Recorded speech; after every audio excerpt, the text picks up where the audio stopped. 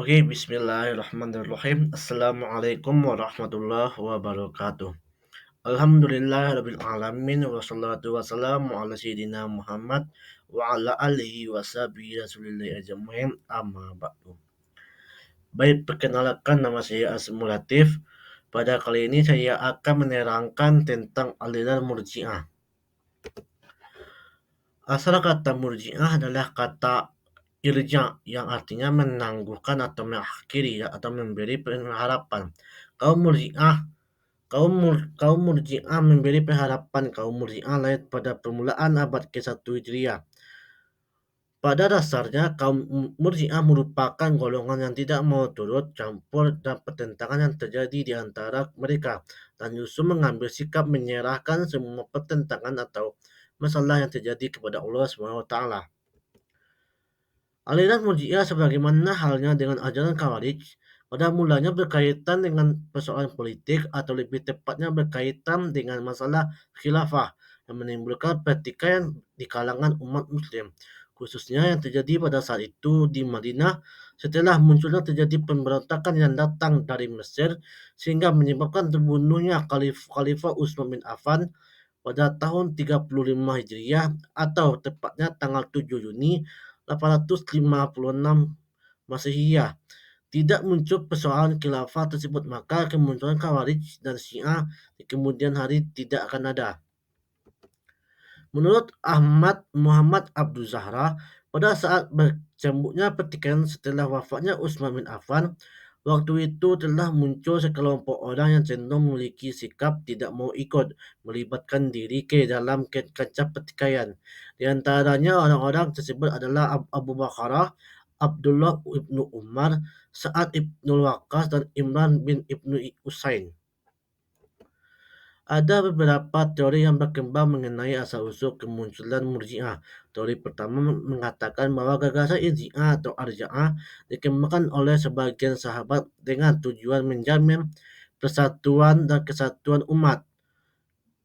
Ketika terjadi pertikaian politik dan tidak menghindari sekularisme, teori yang lain mengatakan bahwa gagasan Irji'ah yang merupakan basis doktrin Murji'ah muncul pertama kali sebagai gerakan politik yang diperlihatkan oleh cucu Ali bin Abi Thalib, Al-Hasan bin Muhammad Al-Hanafiyah, sekitar tahun 695 Masehi. Baik, selanjutnya prinsip teologi dan ciri halian Murji'ah. Menurut Ahmad Amin dalam Duha Al-Islam, beberapa prinsip ajaran pemikiran teologis dari Murji'ah moderat meresap ke dalam aliran ahli sunnah. Di antara konsep itu adalah tentang tidak kekalnya seorang mukmin dalam neraka, kemudian tidak adanya kemungkinan hilangnya ancaman siksa sebagaimana Tuhan janjikan bagi mukmin yang berbuat dosa besar apabila Tuhan mengampuninya.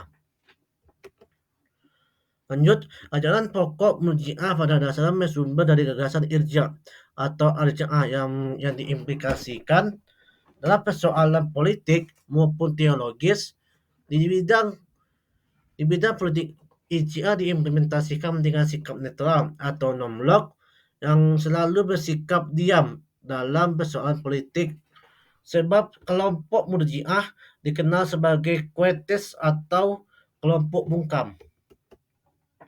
Adapun adapun di bidang teologi, aliran Murji'ah menanggapi persoalan teologis yang muncul saat itu semakin kompleks, mencakup iman kufur, dosa besar dan ringan, tauhid, tafsir Al-Quran, estologi, pengampunan atas dosa besar, kemaksuman Nabi, dan hukuman atas dosa, pernyataan tentang ada yang kafir di kalangan generasi awal Islam, tobat, hakikat Al-Quran, nama dan sifat Allah serta ketentuan Tuhan. Orang Islam yang berbuat dosa besar tidaklah menjadi kafir, melainkan tetap mukmin. Persoalannya, dosa besarnya diserahkan kepada Tuhan dan keputusan kelak di hari perhitungan. Kalaulah dosa besar diampuni Tuhan, maka jelas ia akan masuk surga. Tetapi, misalkan dosa besarnya tidak diampuni Tuhan, maka harapan bagi pelaku dosa besar untuk diberi ampunan oleh Tuhan sehingga dapat masuk surga. Baik, menurut Harun Nasution menyebutkan 4 ajaran pokok itu menunda hukuman atas Ali, Muawiyah, Amr bin As, dan Abu Musa al-Asy'ari yang terlibat dalam tahkim hingga kepada Allah SWT pada hari kiamat kelak. Menyerahkan keputusan kepada Allah SWT atas orang muslim yang berbuat dosa besar. Meletakkan pentingnya iman lebih utama daripada amal, memberikan pengharapan terhadap muslim yang berdosa besar untuk memperoleh ampunan dan rahmat dari Allah SWT. Baik menurut Abu A'la al-Maududi, iman adalah cukup dengan percaya kepada Allah SWT dan Rasulnya. Adapun amal atau perbuatan bukanlah merupakan keharusan bagi adanya iman. Berdasarkan hal ini, seseorang tetap dianggap mukmin walaupun melakukan perbuatan dosa besar. Dasar keselamatan adalah iman semata. Selama masih ada iman di hati, manusia masih mendapatkan pengampunan atas dosa besar yang dilakukannya untuk menjauhkan diri dari syirik dan meninggalkan dalam keadaan akidah tauhid. Menurut W. Montgomery dalam Ulul Ihsan, yang pertama, penangguhan keputusan terhadap Ali dan Muawiyah hingga memutuskannya di hari kelak. Yang kedua, penangguhan Ali untuk menduduki ranking keempat dalam peringkat Khalifah Ur-Rasyidin. Yang selanjutnya, pemberian harapan atau giving of hope terhadap orang muslim yang berdosa besar untuk memperoleh ampunan dan rahmat Allah. Selanjutnya, doktrin Murji'ah menyerupai pengajaran mazhab pada skeptik dan empiris kalangan Helenis.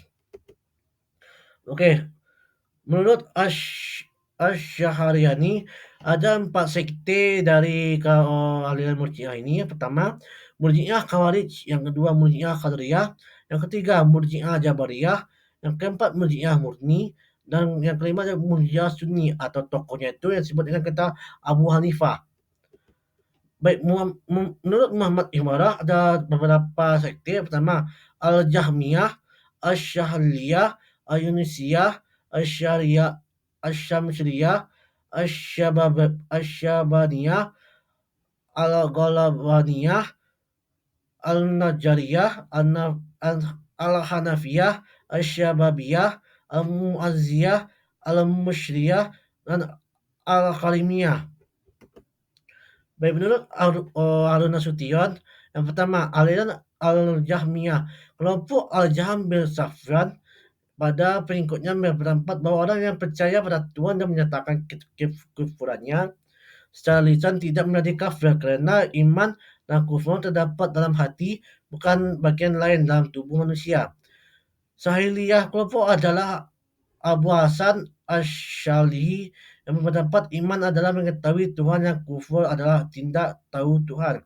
Salat bukan merupakan ibadah kepada Allah SWT karena yang disebut dengan ibadah adalah iman kepadanya dalam arti mengetahui Tuhan. Begitu pula zakat, puasa, dan haji bukanlah ibadah, melainkan sekedar menggambarkan keputusan yang tidak merupakan ibadah. Lanjut, Yunusiyah atau Ubaidiyah menyatakan bahwa melakukan maksiat dan pekerjaan jahat tidak merusak iman seseorang. Mati dalam iman, dosa dalam perbuatan jahat dan dikerjakan tidak merugikan bagi yang melakukan. Dalam hal ini, Muqatil bin Sulaiman berpendapat bahwa perbuatan jahat banyak atau sedikit tidak merusak iman seseorang sebagaimana musyrik dan politis. Baik, demikian yang dapat saya sampaikan. Saya akhiri dengan Assalamualaikum warahmatullahi wabarakatuh.